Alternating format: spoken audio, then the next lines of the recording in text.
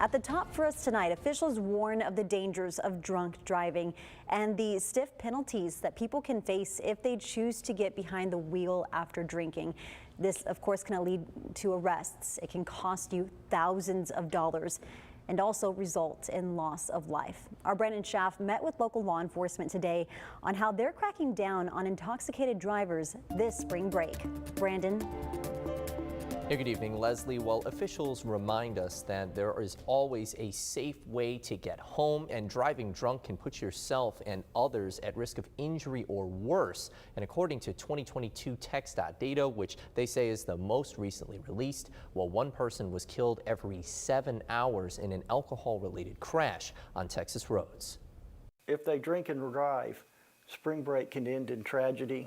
It's important to remember that every drunk driving crash or fatality is 100% preventable. Ricky Daly with TxDOT said one mistake drinking and driving could end your life or someone else's. He explained that the highest number of DWI crashes during spring break involved drivers aged 25 to 34, followed by those aged 16 to 24. He said that could lead to jail time, fines, and more. Drunk driving crashes devastate lives.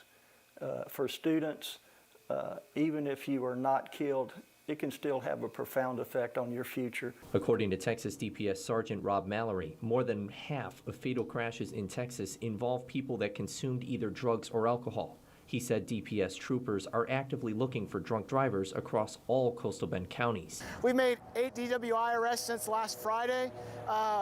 So, we're out there, we're finding those impaired drivers, and, if you think you're going to get away with it, you're not. We're going to find you and stop you. Mallory said the first offense for a DWI could cost between $15,000 and $20,000 after your car is impounded, you're booked in jail, your license is suspended, among other penalties. After 3 or more DWI offenses, it's elevated to a felony. He said having a plan to get back home safe is crucial, like having a designated driver, calling a taxi or rideshare, or staying put. I take it back to my time in the military when I used to tell my soldiers, have a plan and then have a backup plan. And Mallory says that if you have a designated driver and they decide to drink with everybody else, do not let them drive. Instead, he says to hire that ride share. Make sure that you get back safely with some money that you set aside for it. Leslie. Always